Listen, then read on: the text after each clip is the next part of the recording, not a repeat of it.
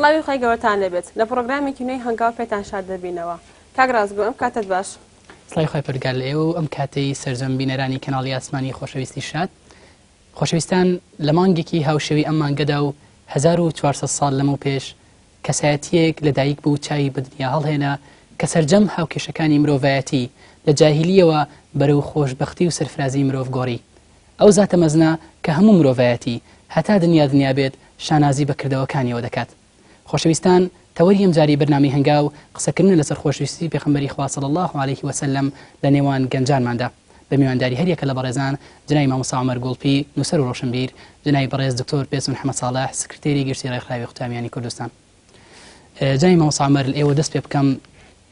بەوە دەست پێ بکەم کە ئێمە چۆن بتوانین خۆشەویستی پێغەمبەری خوا لە دڵی گەنجانمان زیندوو بکەینەوە. بەڵام بەناوی خۆی بەخشندەی میهرەبان دەستخۆشی لە یەکەم کاک ڕازگۆ هێرۆخان هەروەها خۆشحاڵم لە خزمەتدەم برا بەڕێزانە کاک دکتۆر بێستونەوە خوشک و برا بەڕێزانە لەم بەرنامەیە بەشدارین. سڵاو بۆ بینەرانی بەڕێزی کەناڵی ئاسمانی پەیامیش. لە ڕاستیە ئێمە بۆ پێغەمبەری خوامان صلی الله علیه وسلم خۆشەوە لەبەرەوەیە ئەو خاوەنی پەیامێکی گەورەی ئیلاهی ئەزەلیە کە وەک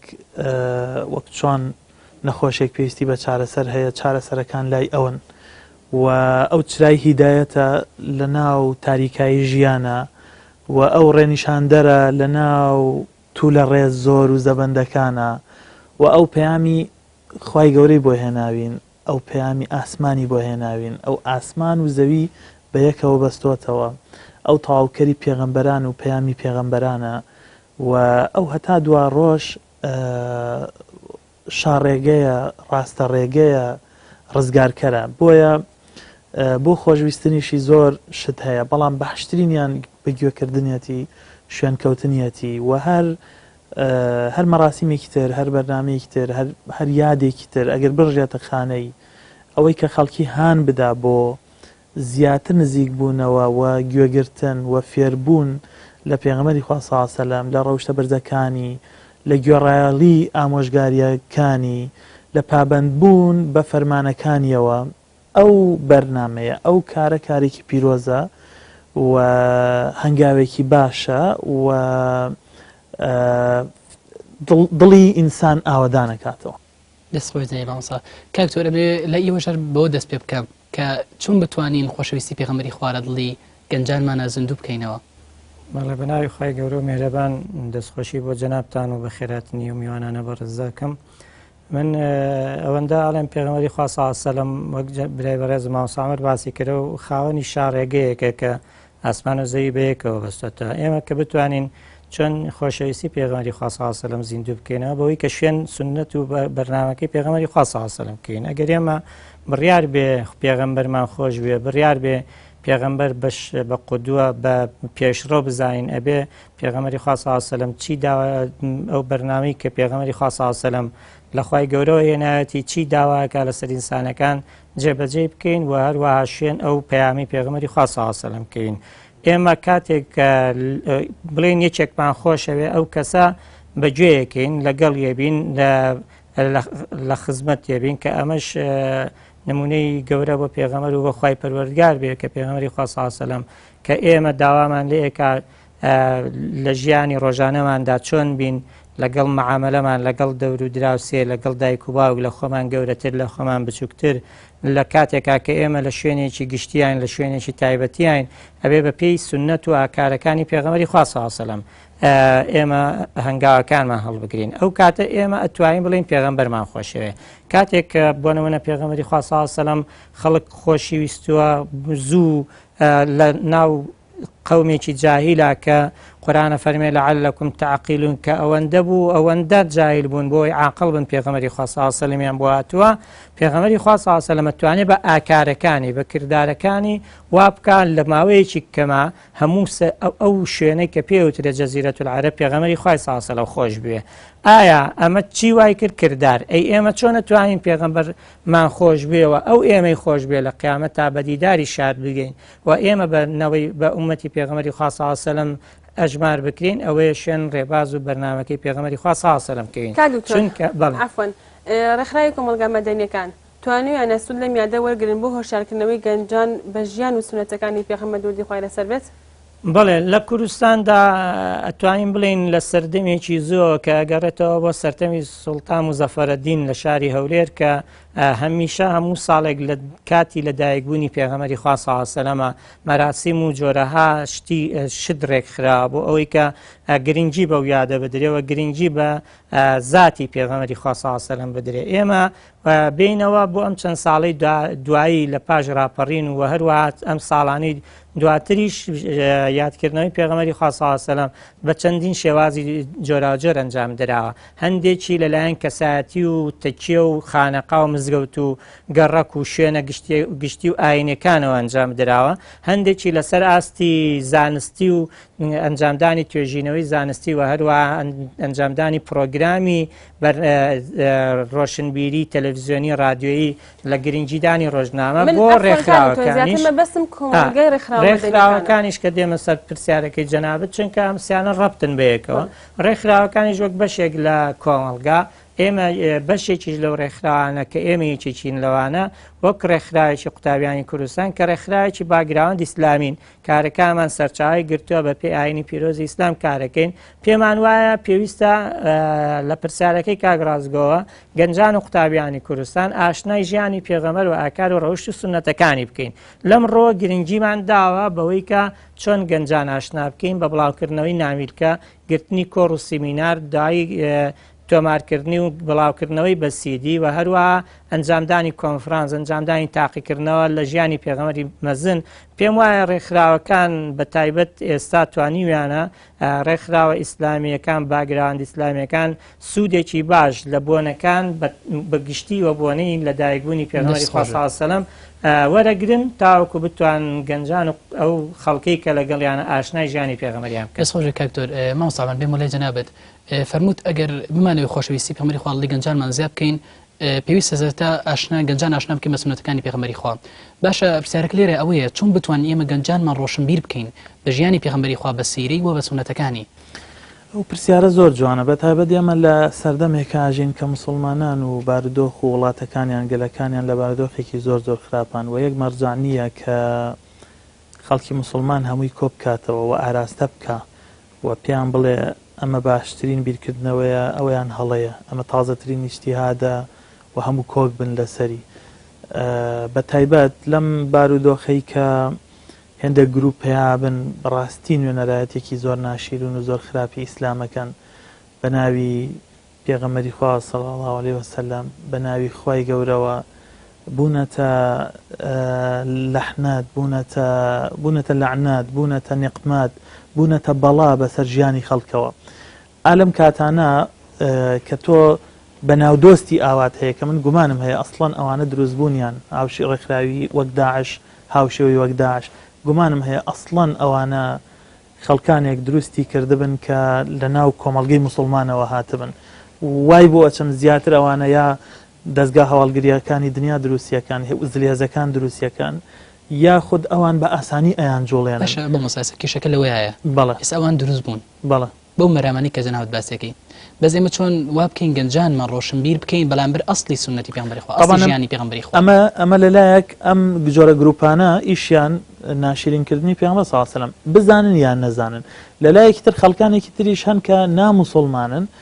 بەتایبەت ئێمە لە چەند ساڵێکی پێشوە هێندێ ڕەفتاری لەو جۆرەمان بینی کاریکاتێر دروستکردن یا فیلم دروستکردن هاوشێوەی ئێوە لەسەر کەسایەتی پێغەمبەری خوا صلی الله علیه وسلم لەسەر مسلمانان بە شێوەیەکی گشتی. ئەلێرا ئەرکی ئینسانی مسلمان زیاتر ئەبێت کاتێ ئەم دوو ڕەوتە هەیە ئەویش بەوەی کە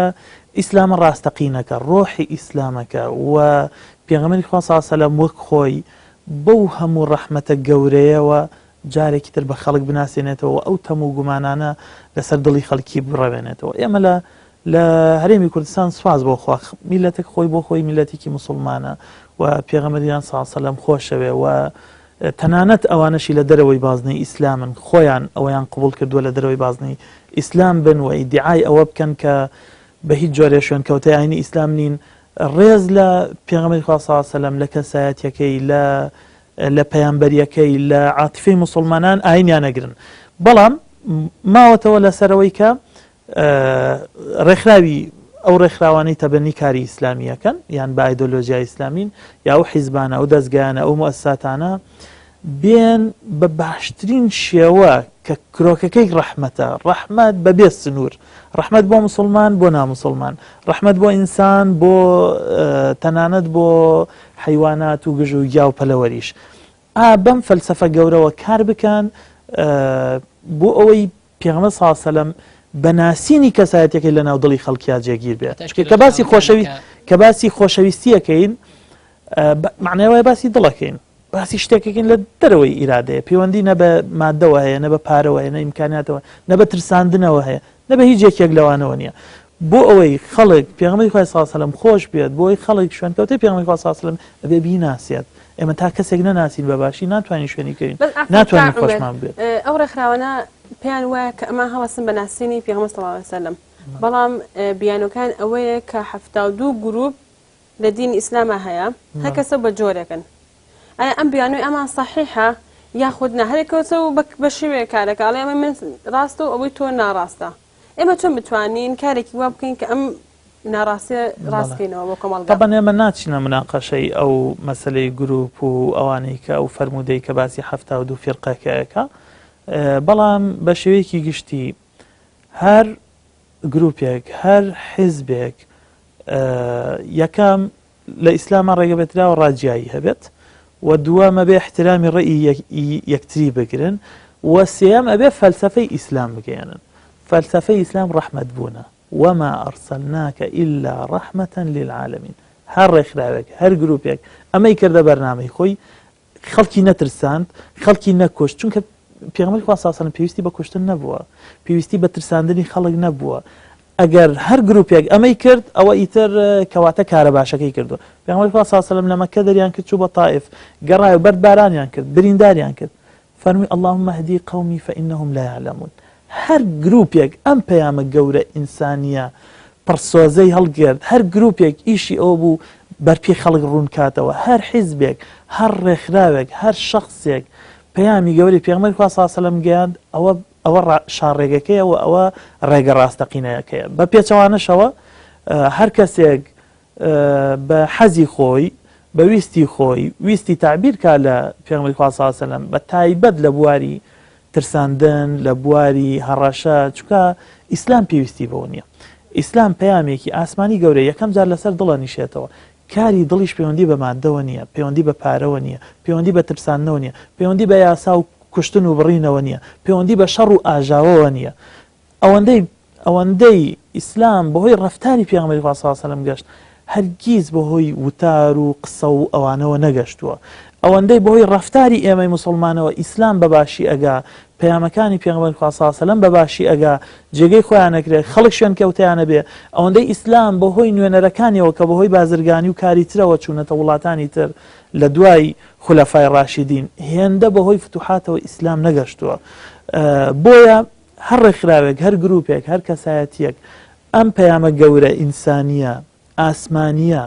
بە ڕێگەیەکی میان ڕەوانە بگەێنێ کە ڕەحمەتەن للعالەمین بێ ئەوە ئیسلامە ڕاستەقینەکەیە و ئەوە شوێنکەوتەی پێغەمبەری خوا صلی الله علیه و سلم و بەو کارەش خۆشەویستی پێغەمبەری خوا صلی الله علیه و سلم لە دڵی خەڵکا جێگیرە بێت کاک عومەر ڕێکخراوی قوتابیانی کوردستان خاوەنی پرۆژێک بە ناوی پرۆژەی دۆستانی محەممەد و ئەم پرۆژێش کاتی دامەزاندنی بەڕێزە سکرتێری ڕێکخراوی قوتابیانی کوردستان بووی هۆکاری دروستبوونی ئەم پرۆژێ بۆچی بوو ئێمە لەو کادا لە ڕێکخراوی قوتابیانی کوردستان لە 2008 12 ساڵێک پێش 8 ساڵێک پێش ئێستا لەو کاتانە حملەیەک هەبوو بەرامبەر پێغەمبەری خوا صلی الله علیه و سلم بۆ ناشرینکردنی ئێمە هاتین بەمە هەم کارێکمان کرد هەم وەڵامێکیشماندایەوە ئەویش فەلسەفەی ئیشەکە پرۆژەی دۆستانی محەممەد صلی الله علیه و سلم ئەوە بوو کە ئێمە بین پێغەمبەری خوا صلی الله علیه و سلم بە پەیامە ڕەحمەتەکەیەوە بە خەڵک بناسێنین و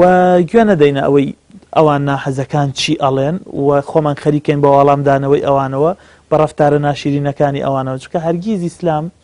هەرگیز پەیامی پێغەمبەری خوا صلی الله علیه و سلم بە دژایەتی دژمنەکانی نەکەم بۆتەوە نەپاشەکشەی کردووە بە پێچەوانەوە بۆتە هۆی ئەوەی کە خەڵک زیاتر دیراسی ئەو کەسایەتیە بکە کە ئاوا هێندێک خەڵک ناحەز بەرامبەری ئەوەسێتەوە ئێمە هاتین لە ڕێکخراوی قوتابیانی کوردستان و کاتێک کاک دکتۆر بێستونیش ئەندامی دەستەی کاریگەڕی بوو لەگەڵ چەند برایەک ئەو پرۆژەیەمان تەبەنی کرد بۆ ئەوەی ئێمە گەنجەکان لە کوردستانە بەتایبەت لە قۆناغی ناوەندیەوە بۆ قۆناغی زانکۆ باشتر و زیاتر کار بکەین لەو بوارە کە کەسایەتی پێغەمبەری خوا صلی الله علیه و سلم بناسین بۆی خۆشمان بێ بۆی بزانین ئێمە بەرگری لە چ شتێکی پێغەمبەری خوا صلی الله علیه و سلم بکەین ئەمە زۆر زۆر مهمە کە تۆ خەڵکت فێر کرد کە ئێمە فێر بووین زانیمان پێغەمبەری خوا صلی الله علیه و سلم ئەو کەسایەتیە گەورەیە کە زانیمان پێغەمبەری خوا صلی الله علیه و سلم ئەو ئینسانە بەبەزەیەیە کە زانیمان ئەو هیدایەتە گەورەی لایە و زانیمان چۆن ڕەفتارەکە لەگەڵ مسلمان لەگەڵ نامسلمان لەگەڵ منافق لەگەڵ کافر لەگەڵ مەسیحی لەگەڵ جوولەکە ئەوەی ئەومان زانی ئەوسا ئێمەش یەکەم خۆشمانەوێ بەهۆی ئەو ڕافتارە گەورە ئینسانیەوە کە لە بواری کۆمەڵایەتی یا بڵێ تازەترین بیردۆزەکانی زانستی کۆمەڵناسی اینجا هاوتایە لەگەڵ فەرموودە ڕاستەکانی پێغەمبەری خوا صلی الله علیه و سلم لە بواری دەرونیا بڵێ تازەترین دەستکەوتەکانی بواری دەروونناسی اینجا هاوتایە بە هێندە ڕەفتاری پێغەمبەری خوا صلی الله علیه و سلم بە خوێندنەوەی لە ڕووی دەرونیەوە بۆ کۆمەڵگە بۆ دەوروبەری لە بواری لە هەرچی بوارێکی ژیانە بڵێ لە بواری ئابووریا بێ لە هەر بوارێکی ترا بۆیە ئێمە ئیشمان لەسەرەوە کرد ئێمە خۆمان پەروەردە بکەین و خەڵکیش پەروەردە بکەین لەسەرەوەی پێغەمبەری خوا صلی الله علیه و سلم بناسێ بۆی بتوانێت خۆشی بێ بۆی بتوانێت بەرگری بکە بەتایبەت ئێمە لەو کاتە پرۆژەکەمان دووشت بوو سێشت بوو یەکەم چاپکردنی پۆستەرێک بە قەبارەیەکی جوان طبعاً بڵاوکردنەوەی 100,000 دانە شت بوو لە کوردستانە سپاس بۆ خوا سەرکەوتوو بوو و بە پارەیەکی زۆر کەمیش دەستمان پێکرد دوایەوە چاپکردنی نامیلکەیە کە هەر بە ناوی محەممەد ڕێبازی ژیان صلی الله عليه وسلم کە لە ناوڕۆکی نامیلکەکە ئێمە تەرکیزمان کردووە سەر ئەو بوارانە یعنی پێغەمبەری خوا صلی الله علیه وسلم بۆ دراوسێت چۆن بووە پێغەمبەر صلی الله علیه وسلم بۆ مسلمانان چۆن بۆ بە شێوەیەکی گشتی ڕەفتاری بەرامبەر کافر بەرامبەر نەخۆش بەرامبەر دراوسێ بەرامبەر فەقیر بەرامبەر ڕاگرتنی مراعاتکردنی دڵی خەڵکی حسابکردن بۆ کەسایەتی ئەوانەی لە دەوروبەریان لە سەحابەکان لە خێڵە جیاکان لەو ژینگە عەشایری عەرەبیە چۆن توانی ئەم شارستانێتە گەورە دروستکە ئەمە لە ڕووی هیدایەتەوە لە ڕووی ئەوەی کە ئەم پەیامە پەیامێکی ئاسمانیە چەند ضرورە بۆ ئینسان هاتین ئەو فەرمودانەمان کۆ کردەوە لەو نامیلکان نزیکەی 10,000 دانەمان لێ چاپ کرد و هێندە چالاکی تر بەتایبەت ئەو دوانەیان سەرێکی کاک دکتۆر ئێستا ئەو پرۆژەیە ئێستا کاتێک ئێوە بەڕێ و سکرتێری ڕێکخراون ئەو پرۆژەیە بەردەوامە و ئیمساڵ چۆن توانراوە کار لەو پرۆژەیە بکرێت بەڵێ ئەو پرۆژەیە دۆستانی محەممەد تاوکو ئێستا بەردەوامە دەیەمین ساڵە بەردەوامە کاری لەسەرکرێەوەی کە باس کرا ئێمە ساڵی یەکەم و چالاکیانەی برای بەڕێزمان سامر باسی کرد هەبوو ساڵی دووەم کۆمەڵێتر چالاکی هەبوو زایدەن دووبارەکردنەوەی نامیلکەی محەممەد ڕێبازی ژیان ئێستا 5 نامیلکە سپاس بۆخوا 5 کتێب و نامیلکە هەیە بە ناوی محەممەد ڕێبازی ژیان زایدەنەوەی کە گۆڤاری دۆستانی محەممەدەیە لەگەڵەوەیش کە 3 ڕۆژنامەی دۆستانمان هەیە و زایدەن کتێبی سۆزی دۆستانی ژەیە کە کۆمەڵێک هۆنراوەی شاعیرانی کوردستان ئەمە هەموو بەرنامەکانی پرۆژەی دۆستانن تاوکو ئێستا بەبێ دابڕان پرۆژەی دۆستانی محەممەد ساڵ بۆ دەیەمین ساڵ صلی الله عليه وسلم بەردەوامەوە ئەم ساڵیش کۆمەڵە چالاکی ئەنجامەدەین ئەو چالاکیانە هەندێکیان خۆیانە بینێ هەر بە هەمان شێوە پۆستەر لە یەکەم ساڵەوە تاوەکو ئێستا بەردەوامە هەر ساڵێ و بە شێوازی جیاجیا ساڵێک تەرکیزمان لەسەر شاعیران کردووە کە ساڵی یەکەم بوو شاعیرانی کورد چۆن باسی پێغەمبەری خۆیان کردو صلی الله علیه وسلم ڕۆژهەڵات ناسان چۆن باسییان کردووە ساڵی دووەم گرنگیمان بە چەند فەرمودەیەکی باش پێغەمبەری خوا صلی الله علیه وسلم داوە بۆ ئەوەی کە چۆن مافی ڕێگەوبانە پارێزی چۆن سەردانی نەخۆشەکەی چۆن ڕازگۆبی چۆن ڕەوشت هەموو ساڵەکان ئەمانە بەردەوامە بە ئەم ساڵیشەوە کە پۆستەری ئەم ساڵ بە هەمان جۆر 5,000 دانی لێ مڵاو کراوەتەوە باسی 6 فەرمودەی پێغەمبەری خوا صلی الله علیه وسلم لە بواری ئەمانەت پارێزی لە بواری دارچاندن لە بواری تووڕە نەبوون لەم بوارانەی کە شێواز بوارێک بە دیاریکراوی ئەمساڵ بە هەمان جۆر ئێمە تەرکیزمان خستۆتە سەرەوەی کە ئەم ڕوئەدا ئێمە پەیامی ساڵی پار و ئەم ساڵی پرۆژەی دۆستانی محەممەد صلی الله عليه وسلم ئەوەیە وەڵامێکە بۆ ئەوانەی کە بە ناوی دینەوە تون و تیژیەکەن و وەڵامێکیشە بۆ ئەوانەی کە پێیان وایە دین تەنها بریتیە لەوەی بگرە بکوژە ببڕات بیخەچاڵەوە نەخێر ئیسلام ئێمە ساڵی پار پەیامی پەیامبەری ئاشتی و پێکە ئاشتیمان دروشمی پرۆژەکە بۆ ئەم ساڵ پەیامی پێغەمبەر سۆز و میهرەبانی بۆ هەموو جیان کە ئەم ساڵ ئەمەیە دروشمی ئەم ساڵی پرۆژەی دۆستانی محەممەد بۆیە 5 کۆڕ لە سەر تاسەری کوردستانە گیرێت لەلایەن مامۆستایانی زۆر شارەزاوە لە بواری زانست لە دیدی پێغەمبەر ساوسەلەم ئافرەت خۆشەویستی نیشتیمان ڕەوشبەرزی پێکەوە ژیان ئەم 5 بوارەمان هەڵبژاردووە لە دیدی پێغەمبەری خوا ساوسەلەم 5 سیمیناری سەرتاسەری لە هۆڵێکی گشتی لە ناو شارەکانی کەرکووک هەڵەبجەی تازە هەولێر سلێمانی ئەنجامی ئەدەینین تەوەرەکانی تریژ هەر ئەوەیە کە ئێمە پێغەمبەرێکی نەرمونیان پێغەمبەرێکی دڵسۆز بۆ ئەوەی کە لە کاتێکە ئاچێتە لیقای خوای گەورە و میهرەبان خوای گەورە و میهرەبان وەک لە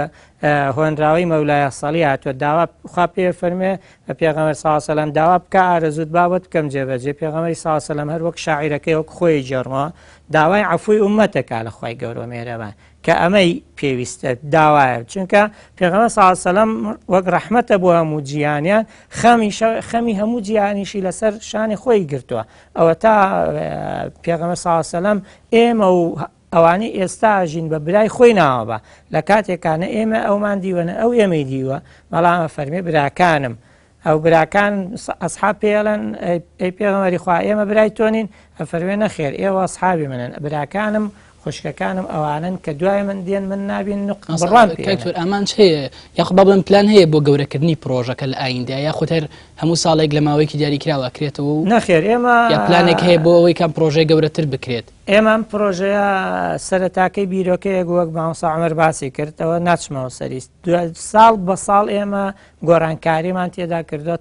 تەطویر زیاتر پێدراوە هەندێکی شتمان زیاد کردو هەندێکمان لا بردووە بەر لە ئەنجامدانی پرۆژەکە کۆنفرانسێکی ڕاوێژکاریمان کردووە خەڵکانی شارەزا کە مامۆستا عومەریژی چێک بۆ لەوانە هاتووەن بیرۆکە پرۆژە قسەی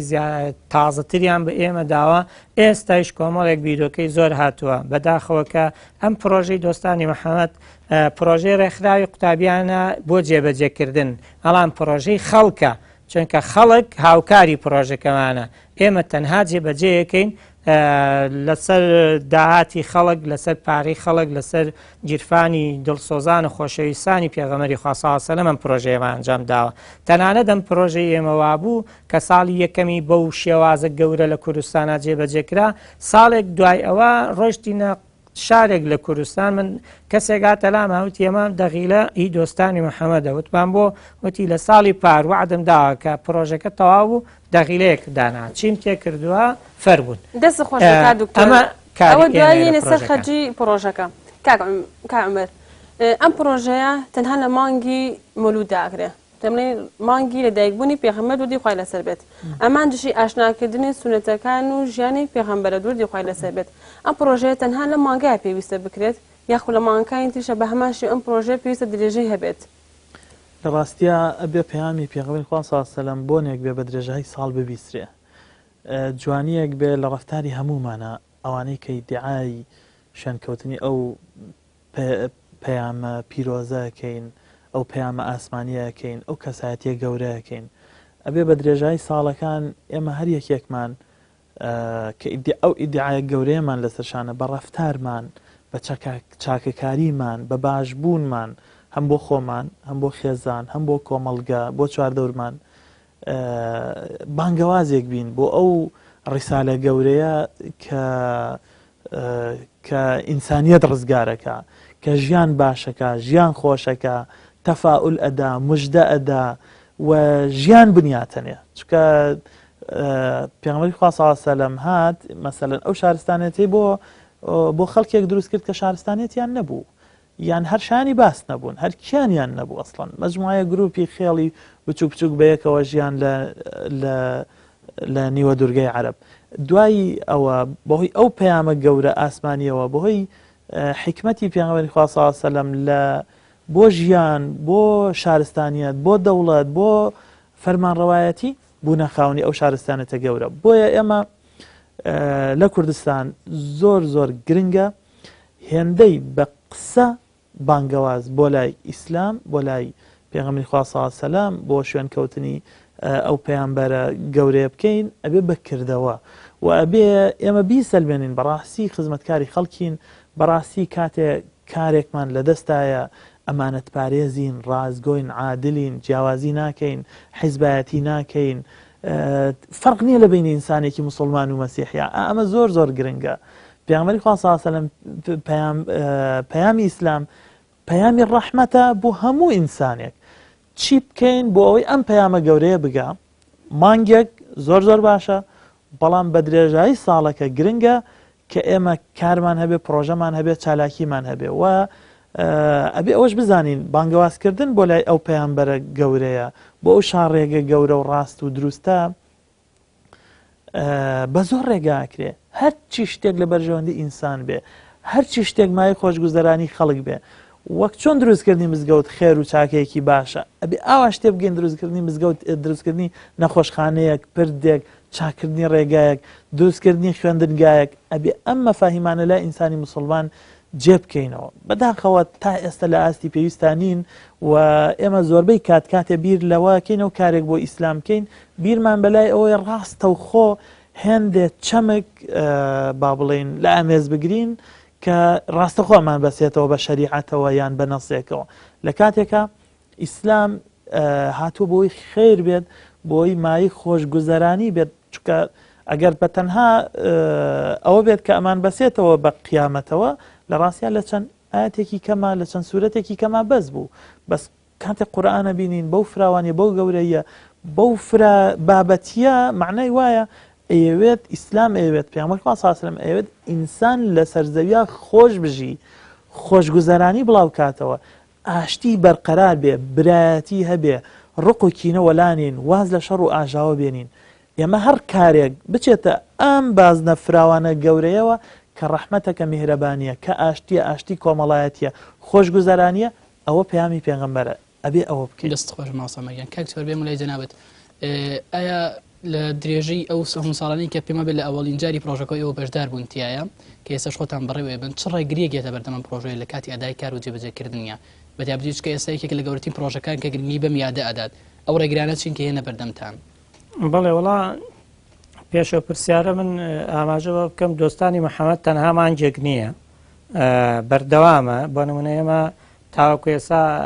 ساڵی پار زیاد لە 700 گەنجیە وڵاتە ناویان نووسیوە 6 حەدیثیان لەبەر کردووە لەو ژمارەیە 283 کەسیان تاقیکردنەوەی ئەنجام داوە لەو ژمارەیەش 14 کەسیان 100 لە 100 هێناوە یعنی ئەمە بەردەوامە لە بەرکردنی فەرموودە بەردەوامەت چەند جار تاقیکردنەوە لە ژیانی پێغەمبەری خوا صلی الله علیه و سلم کراوە هەر بەردەوامە ئێستا هەر یەکێک لەوانە لە شوێنێکایە و سیرەی پێغەمبەری خوا صلی الله علیه و سلم ئەڵێتەوە چونکە کارەکانی ڕاستە لەو مانگە ئەنجامە درێ بەڵام بە بەردەوامی بەرهەمەکانی بە درێژایی ساڵەکە هەیە شتێک زۆر سەرنجی ڕاکێشام ئەم ساڵ سەردانێکی دووهەکمان کرد لەوێ ڕۆیشتی مزگەوتێکەوە یعنی پۆستەری ساڵی 2010 دۆستانی محەممەدی لێما بوو پۆستەری ساڵی 2010 تا ئێستایش ماوە لەوێ ئەوە کە لە پارێزگای لە دووەک لە هەڵەبجە لە هاتنی ئەم پرۆژەیە یعنی لە ساڵی یەکەمە ئێمە دووەم و سێم و تاوەکو ئێسش کە قەیرانی داراییە یعنی خەڵکی زۆر بە زەوقەوە بەدەمی هەکە ئەزانێ بۆ منە ئێمە ئامانجی ئەم پرۆژەیە سێ ئامانجی سەرەکیە یەکەم بەکردەوە یادی لە دایکبوونی پێغەمبەری خوا صلی الله علیه و سلم بکەینەوە دووەم گەنجان و قوتاویان ئاشنای ژیانی پێغەمبەری مەزنوعەکە و ڕەوشتەکانی بکەین سێم گەنجان وا بکەین هانی گەنجان و بدەین بگەڕێنەوە بۆ لای پێغەمبەری خوا صلی الله علیه و سلم کە ئەم سێ دروشمە هەموو کەس یعنی ئاواتێتی کە بۆیە هات بەدەمەوە هاتن بەدەمەواتنێکی زۆر باشە هیچ شتێک نەبووە ڕێگر بەداخەوە قەیرانی دارایی بۆ ڕێگر چونکە وەک باسە کرد داهاتی پرۆژەی دۆستانی محەممەد صلی الله عليه وآله وسلم هەمووی لەلایەن خەڵکەوە دابی نەکرا ئێمە ئەم پرۆژەیە ساڵ هەبووە زیاد لە 30 میلیۆنمان تیا سەرف کردوە بەرەو سەر بەرەو خوارد کەمتر زیاتر تایە سەرف کرا کە سەرف کرا هەمووی لە خەڵکەوە هاتووە هی خەڵکمان داوەتەوە بە خەڵکێکی زۆر چونکە ئەمە سەدەقەیەکی گەورە هەیە گەورەی جاریەیە کە خەڵک بەو ڕاحەتە سەیری کردووە سەبارەت بە ڕێگری من هیچ ڕێگریەک نەبووە لەوەی کە ئێمە تەنها توانای ئێمە ڕێگر بووە لەوەی کە چونکە ئێمە توانایەکی سنووردارمان هەیە ئەم توانە سنووردارانە لە بواری مادی لە بوارە مرۆیەکەی نامادیەکان نەمانتوانیوە خەڵک چۆن ئەدای ئەوە بکەین زیاتر بکەین چونکە ئێمە هەمیشە وا فێرکراین ئیشی خۆمان بە حەزەکەین زیاتر بێ حەزەکەین باشتر بێ حەزەکەین زۆرتر بێ ڕێگری هیچ نەبووە چونکە کەس نەیتوانیوە یعنی ئەم پرسیارانە چەند جار لێکرا کەس نەیتوانیوە ڕێگری بکە لە شتێک کە پێیانی پێغەمبەر صلی الله علیه وسلم ڕێک بە ناوی محەممەد صلی الله عليه وسلم بڵاوکاتەوە هەبووە پێی ناخۆش بووە هەبووە هەرقەلەی دروست کردووە هەبووە بە نمونە شتەکانمان هەڵواسیوە پێی خۆش نەبووە لەوێ کە ئێمەش هەر پەیامی پێغەمبەری خوا صلی الله علیه وسلم پێمانە فەرمووێ کە ئێمە بە مۆڵەت وەرگرتن ئیزن وەربگرین کە شتێک بکەین دوای ئەوە ئیزنمان وەرگرتووە خەڵکی لە چامخانەکەی خۆی لە ماڵەکەی خۆی لە کۆڵانەکەی خۆی لە ئۆفیسەکەی خۆی لە هەموو ئەو شتانە شتەکانی ئێمە بڵاو کراوەتەوە ڕێگری هیچ نەبووە کە بۆ قوتابخانەیەک و وەکو جەنابتر بوو هەموو ساڵێک بەرهەمی خۆی خاتە کۆمەلگەوە لە گەنجان بە تایبەت ئەوە ڕەنگە و پرسیارە لە من بکرێ بە عاتیفە جواب بمەوە بەڵام ئەوەی کە ئێمە بۆمان هاتبێتەوە بەڵێ دۆستانی محەممەد یعنی خەڵکێک ئێسەیش خۆشحاڵە بەوەی کە شتی پرۆژەی دۆستانی محەممەدی سوادەی لێ کردووە هەتا ئەم ساڵ پێماوتراوە فڵانە کتێب دووبارە چاپ بکەنەوە کتێبی ساڵی یەکەم و دووەم و سێم چەند نوسخەی لە کورد لێرە بڵاو بووەتەوە خەڵک بووە زیاد لەوە چەند هەزاردانەی لەسەر کولفەی خۆی بڵاو کردوێتەوە لە پارچەکانی تری کوردستان بڵاو بووەتەوە ئەم ساڵ بەرهەمەکانی پرۆژەی دۆستانی محەممەد لە ئەوروپا بڵاو بووەتەوە خۆشبەختانە ئەو خەڵکەی لەوێ ڕەوەندی کوردی کە ئەو برانی کە بانخواز و کاری ئیسلامیەکەن پۆستەرەکان بڵاو کردوێتەوە لۆگۆکان بڵاو کردوێتەوە پۆستەرێکی تری پرۆژەی دۆستانێت تەنها لە ئەنتەرنێتە ئەوە بڵاو کراوەتەوە کە ئەمە پێمان وایە خەڵکی خۆشی بۆ پرۆژەی دۆستان کاریگەری پرۆژەی دۆستان وای کردووە کە هەمیشە چاوەڕێ بێکەی ڕابگەێنرێ چی بڵاو کاتەوە چی هەیە بیدا بە ئەو چی هەیە بەشداری بکە یعنی هەر ئەم ساڵ لە کوردستان لە ناوی کوردستان لە دەرەوەی کوردستان چەندین کەس کتێبی نووسیوە ناردوێتی کتێبی شعری کتێبی لەسەر ژیانی پێغەمبەری خوا صلی الله علیه وسلم کە ئێمە لەسەر پرۆژەکە بۆیان چاپ بکەین بەڵام ئەم ساڵ وەکوتم ڕێک تاوەکو ئەم دەقەیش ڕێگریمە دارایی ناتوانین کە ئێمە وەکو ساڵانی پێشوو بەو ژمارە زۆرە کارەکەمان خۆش بەکاروتۆر ئەچینە لە ناوبڕێک و دەگەڕێنەوە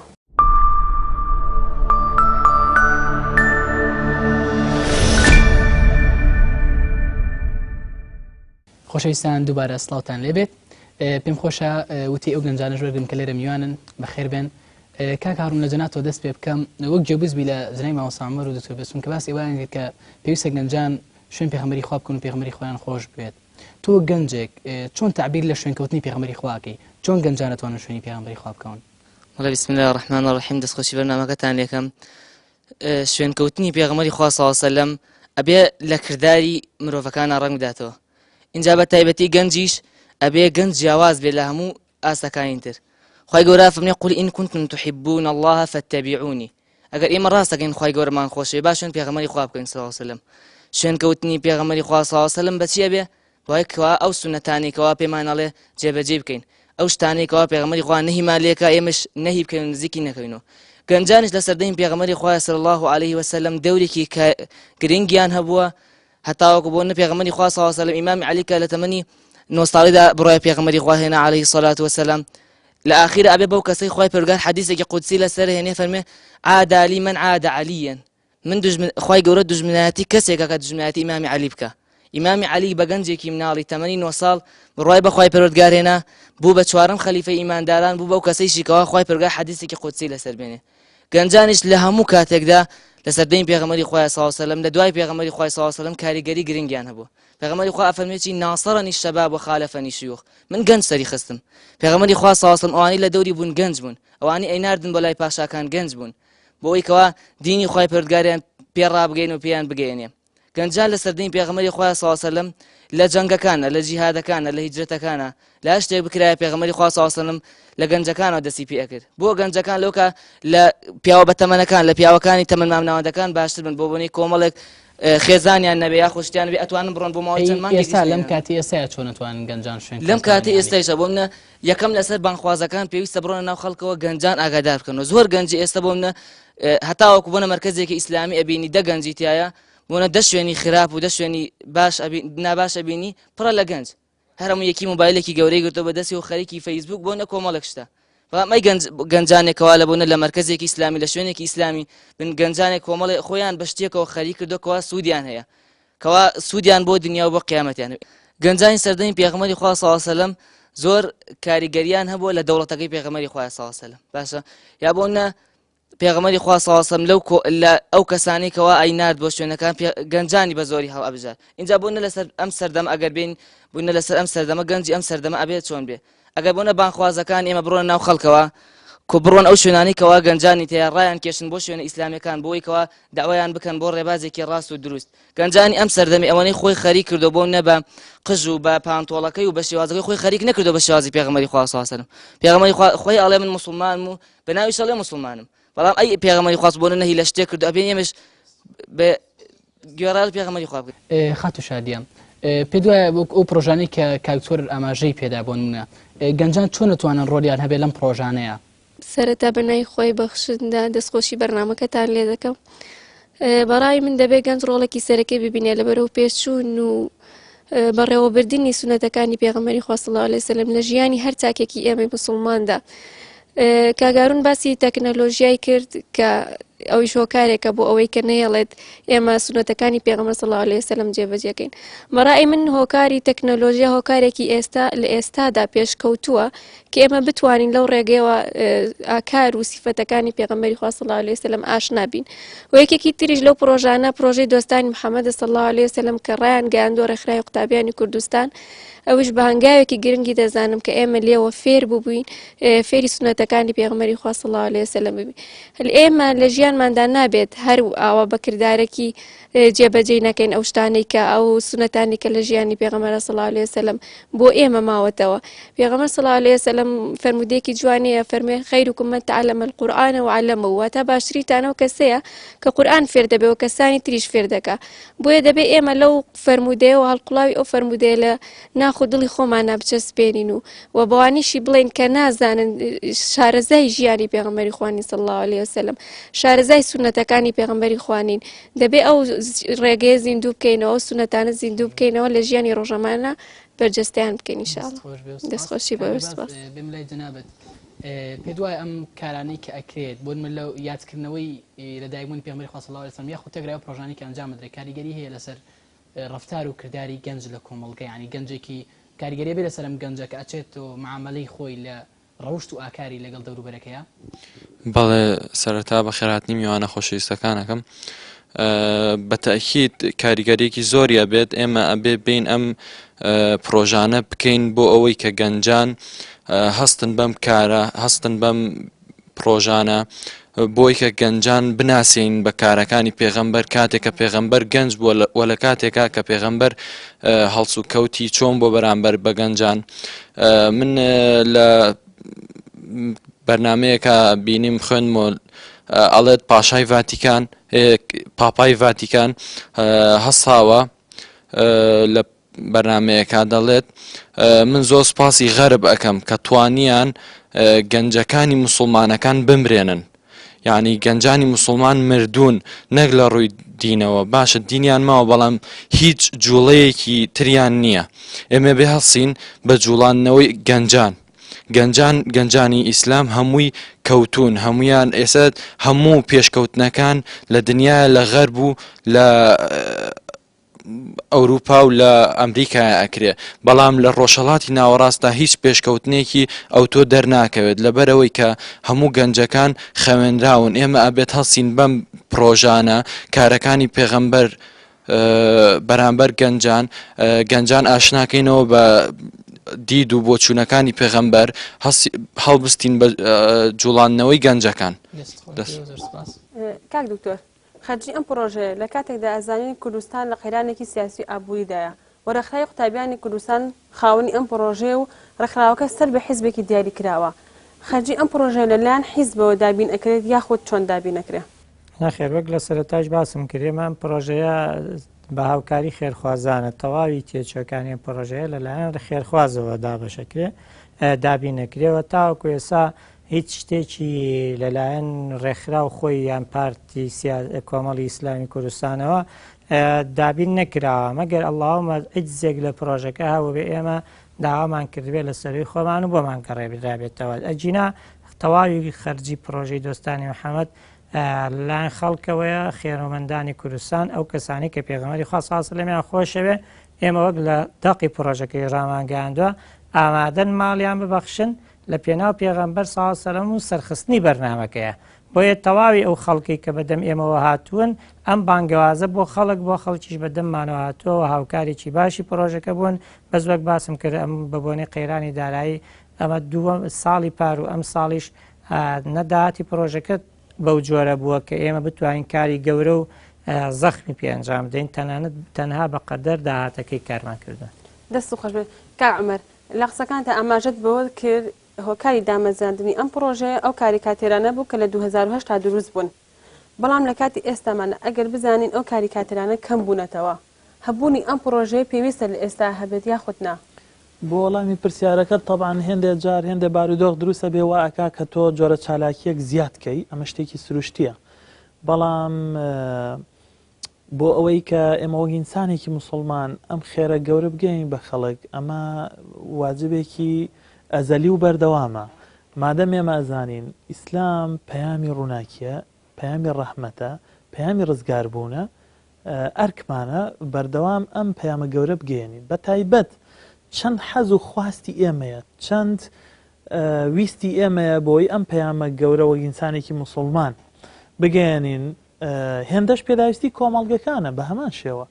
لە ڕووی سیاسیەوە لە ڕووی ئابووریەوە لە ڕووی کۆمەڵایەتیەوە لە ڕووی دەرونیەوە لە ڕووی تەنانەت سەربازیەوە ئێستا یعنی تۆ پێشمەرگە بەچی بەرگری لە خاکی کوردستانەکە لە ڕووی سەربازی و چەک و چۆڵەوە لە ئاستی پێویستانیە ئەوەی بەرگری پێوەکە بە بیر و باوەڕەکەیەتی ئیسلام لەمڕۆوە زۆر خاوەنی خەزێنەیەکی زۆر زۆر گەورەیە بۆی ئینسان پەروەردە بکە دیفاع بکە لە ژیانی خۆی لە حاڵی خۆی لە وڵاتی خۆی لە میلەتی خۆی لە ئاینی خۆی لە شەرەف و کەرامەتی خۆی بۆیە وەک چۆن لە ڕووی سیاسیشەوە ئەم تەفرەقە و ڕاجیایە ئەم ڕق لە یەکبوونە ئەم ناکۆکی و دردۆنگیە بەرامبەر یەک لە ژیانی ڕۆژانەی کوردستانە بە هەمان شێوە ئیسلام هانمانەدا بۆ پێکەوە بوون بۆ وەلانانی ڕق و کینە بۆ هەڵبژاردننی بژاردەی ئاشتی و ئاشتی کۆمەڵایەتی بەسەر شەڕ و ئاژاوە بۆیە چەند حەزی ئێمەیە هێندەش خواستی کۆمەڵگەیە هێندە چەند ئێمە پێمان خۆش بێ کە ئیسلام بەو تێر و تەسەلیە بگاتە هەموو بوارەکانی ژیان هێندەش ئێستا هەم کۆمەڵگەی کوردستان هەم تەواوی دنیاش پێویستی بەوە هەیە ئەم چرا ڕۆشنە بەردەرگاکان ڕووناک کاتەوە بۆیە بە درێژایی مانگەکان بە درێژایی ساڵەکان گرنگە پەیامی ئیسلام بەو ڕەحمەتە گەورە و فراوانی کە باسمان کرد بەو هیدایەتە گەورەوە بەو پێویستیەوە بۆ ژیان بگاتە ئینسانەکان بە ڕێگەی بە باشترین ڕێگە بە جوانترین ڕێگە بە تایبەت بە ڕەفتار بەکردەوە پێشگوفتار بۆیە هاوشێوەی ئەم پرۆژانەکارێکی گرنگن بەڵام من لەگەڵ ئەوام کە زیاتر لەسەر بنەمای پسپۆڕی بێ یعنی ئەو کاتە ڕێکخراوی قوتابیانی کوردستان بەم کارە هەستا ڕێکخراوی تر لە بواری بانگەواز و کاری چاکەی ئیسلامیە کەم بوون لە ڕووی ژمارەوە ئێستا ژمارە زیاتر بووە ئەکرێ پسپۆڕی زیاتر ڕەچاو بکرێ لەم بوارانە سپاس بۆ ئێوە و دەستان خۆشە بۆ بەرنامەکەتان کاک جۆرە کۆتا وتەی بەرنامەکە و کۆتا پرسیاریشم ڕێخستنی ئەم جۆرە چالاکیانە تا چەند گرنگە گەنج بەشداری تایە بکات گرنگی کەوالی بەشدارە بن گەنج بن بەڵێ وەڵای من ئەوەندە ئەڵێم گرنگ ئەو کەسەی کە ئارەزوومەندانەیە ئەم چالاکی ئێمە ناتوانین ڕێن خەڵکێکە بێ بە زۆر بەشداری بکە بێگومان ئێمە پەیامەکانی پرۆژی دۆستانی محەممەد صلی الله علیه و سەلەم لە سەدا توان بڵێم 80 تا لە 180 لەمسە لەگەڵ گەنج ئاراستەیە بۆ گەنج بێگومان ئەگەر خەڵکێکی تر بەشداری تیابکە ڕەنگەوە پێویست تێنەگا لەو شتانێکایە هەمووی کە ئێمە هەمانە پرۆژی دۆستانی محەممەد صلی الله علیه و سەلەم پەیامێکە بۆ گەنجەمانەیە گەنجان و قوتابیان ئاشنا بکەین هۆشیاریان بکەینەوە ئیتر تا ئەوەندەی ئەوان بیانەوێ پێغەمەریان خۆش بێ صلی الله علیه و سەلەم بیانەوێ ئاشنا بن بەشدارەکەن لەگەڵەوەی ئێمە کۆمەڵێ بڵاوکراوەمان هەیە بڵاوکراوەکان لە شوێنە گشتیەکان دابەشەکەین ئەم گەنجانە لەوێ وەریەگرێ ئەو گەنجە ئازادە لە ماڵەوە دیراسەیەکیان نایکات وەک هەموو شتێک کە ئەسڵی بانگەوازی بەم شێوەیە کە تۆ ئەیگەێنیت ئەو کەسی کە لەگەڵ تۆ بەدەمتەوەیەوە ئازادیەکەی لای خۆیەتی ئەوە بە گشتی بە کۆکتا وتەیش کە بیڵێ من لێرەوە زۆر زۆر سوپاسی